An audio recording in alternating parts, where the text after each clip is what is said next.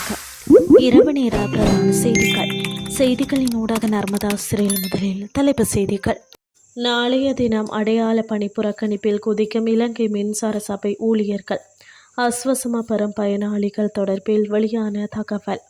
Canada பிரதமர் கார்னியின் ரகசிய திட்டம் ட்ரம்புக்கு பேரிடி. இனி விரிவான செய்திகள். தமது கோரிக்கைகளுக்கு உரிய பதில் கிடைக்காத காரணத்தினால் இலங்கை மின்சார சபையின் தொழிற்சங்கங்கள் நாளை நண்பகல் 12 மணி முதல் மாலை 6 மணி வரை அடையாள பணி புறக்கணிப்பு போராட்டத்தை முன்னெடுக்க தீர்மானித்துள்ளனர். இது தொடர்பில் தொழிற்சங்கங்கள் மின்சக்தி மற்றும் எரிசக்தி அமைச்சருக்கு கடிதம் மூலம் அறிவித்துள்ளனர். இந்த வார தொடக்கத்தில் சாதாரண தர பரீட்சைகள் முடிவடைந்தவுடன் அவர்களின் 8 கோரிக்கைகளுக்கு தீர்வு வழங்கப்படாவிட்டால் மற்றும் சிஇவி கலைப்பு வர்த்தமானி வெளியிடப்பட்டால் தொழிற்சங்க நடவடிக்கையில் ஈடுபடுவோம் என்று சிஇவி தொழிற்சங்கங்கள் அரசாங்கத்தை எச்சரித்தன. தங்கள் கோரிக்கைகளுக்கு செவி சாய்க்காமல் சட்டவிரோத மறுசீரமைப்புக்கு தவறான முடிவு எடுக்கப்பட்டால் அடுத்த 48 மணி நேரத்திற்குள் விருப்பமின்றி கூட இந்த முடிவை எடுக்க வேண்டிய கட்டாயம் ஏற்படும் என்று அவர்கள் கூறினர். ஊழியர் பிரச்சினைகள் மற்றும் எரிசக்தி கவலைகள் புறக்கணிக்கப்பட்டால் சரியான எரிசக்தி கொள்கை நிறுவப்படாமல் தன்னிச்சையாக ஒரு வர்த்தமானி அறிவிப்பு வெளியிடப்பட்டால் எந்தவொரு முன்னறிவிப்பும் இல்லாமல் இந்த முடிவு நிச்சயமாக எடுப்போம் என்று தொழிற்சங்கங்கள் மேலும் தெரிவித்தன.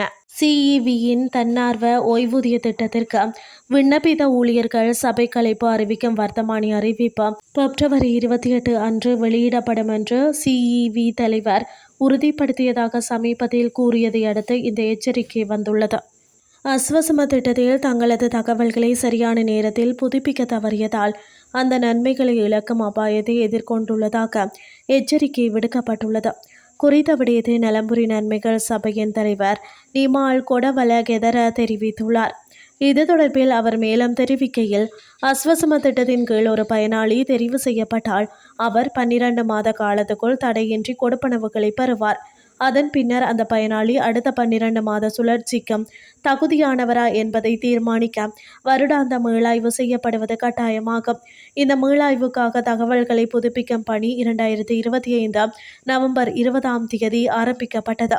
எவ்வாறாயிருப்பினும் சுமார் 80,000 பயனாளிகள் இதுவரை தங்களது தகவல்களை புதுப்பிக்கவில்லை. அந்த வகையில் வருடாந்த மீளாய்வுக்காக தங்களது தகவல்களை சரியான நேரத்தில் புதுப்பிக்க தவறியதன் காரணமாக அஸ்வசம நலம்புரி திட்டத்தின் கீழ் ஏழை மற்றும் மிக ஏழை என வகைப்படுத்தப்பட்ட 80,000த்திற்கும் மேற்பட்ட நபர்கள் தங்களது நன்மைகளை இழக்கும் நிலையில் உள்ளனர். அஸ்வசம பயனாளிகளின் தகவல்களை புதுப்பிக்கும் செயல்முறை 2025 நவம்பர் 20 அன்று ஆரம்பிக்கப்பட்டது. இருப்பினும் இதுவரை ஏழை பிரிவை சேர்ந்த 56,447 பயனாளிகளும் மிக ஏழை பிரிவை சேர்ந்த 28,608 பயனாளிகளும் இச்செயல்முறையை பூர்த்தி செய்ய தவறியுள்ளனர். இதற்கான புதிய காலக்கெடு கடந்த 20 வரை மீள புதுப்பிக்கப்பட்டிருந்தது. பொதுமக்கள் தங்களது தகவல்களை இணையவழி ஊடாகவோ அல்லது பூர்த்தி செய்யப்பட்ட படிவங்களை அருகில் உள்ள பிரதேச செயலகத்தில் ஒப்படைப்பதன் மூலமோ புதுப்பித்துக் கொள்ள முடியும். இது ஒரு பாரிய சிக்கலாகும். மக்கள் தங்கள் தகவல்களை சரியான நேரத்தில் புதுப்பிக்காவிட்டால் அடுத்த கொடுப்பனவு சுழற்சியில் அவர்கள் பரிசீலிக்கப்பட மாட்டார்கள். நாம் பிரதேச செயலகங்களுக்கு தகவல் கொடுத்துள்ளோம். கிராம சேவை உத்தியோகத்தர்கள் ஊடாக இதன் அவசரத்தை உணர்த்தியுள்ளோம். மேலும் இணையவழி ஊடாக தகவல்களை புதுப்பிப்பதை எளிதாக்க தனியார் தகவல் தொடர்பு மையங்களுக்கு சிறப்பு அனுமதியும் வழங்கியுள்ளோம். இம்மையங்கள் மூலம் ஏற்கனவே கணிசமான அளவு தகவல்கள் புதுப்பிக்கப்பட்டுள்ளன. மொத்தம் 20,70,000 பேர் ஏற்கனவே பதிவு செய்துள்ளனர். ஆனால் ஏதோ ஒரு காரணத்திற்காக ஒரு குறிப்பிட்ட எண்ணிக்கையிலான பயனாளிகள் இன்னும் புதுப்பித்தல் செயல்முறையை செய்யவில்லை. பயனாளிகள் டித்வா சூறாவளியால் பாதிக்கப்பட்டிருக்கலாம் அல்லது அவர்கள் மிகவும் பின்தங்கிய கிராமப்புறங்களை சேர்ந்தவர்களாக இருக்கலாம் என்பதே இதற்கு காரணமாக இருக்கக்கூடும். இந்த எண்ணிக்கையினரையும் எவ்வாறாவது உள்வாங்க நாங்கள் உறுதியாக உள்ளோம். நாங்கள் அவர்களை கைவிடப் போவதில்லை. பொதுமக்களுக்கு செய்தியை கொண்டு சேர்க்க நாங்கள் எவ்வளவு முயற்சி செய்தாலும் இன்னும் ஒரு தகவல் தொடர்பு இடைவெளி இருப்பதை உணர முடிகிறது. இதற்கிடையில் தகுதி வாய்ந்த 16,800 விண்ணப்பதாரர்கள் வங்கிக் கணக்கு இல்லாத காரணத்தினால் நன்மைகளை பெறாமல் உள்ளனர். இவர்களில் 8,900 பேர் ஏழை பிரிவிலும் 4,400 பேர் மிக ஏழை பிரிவிலும் அடங்குகின்றனர். வங்கிக் கணக்கு இல்லாதவர்களின் அதிகப்படியான எண்ணிக்கை நுவரெலியா மாவட்டத்திலேயே பதிவாகியுள்ளது. அந்த எண்ணிக்கை 4,655 ஆகும்.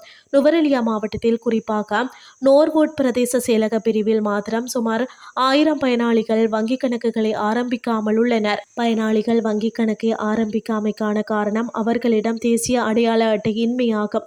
தேசிய அடையாள அட்டை இல்லாவிட்டால் வங்கிக் கணக்கை திறக்க முடியாது. ஒன்று அவர்களிடம் அடையாள அட்டை இல்லை, அல்லது அவர்களுக்கு நலம்புரி நன்மைகளை பெறுவதில் ஆர்வமில்லை.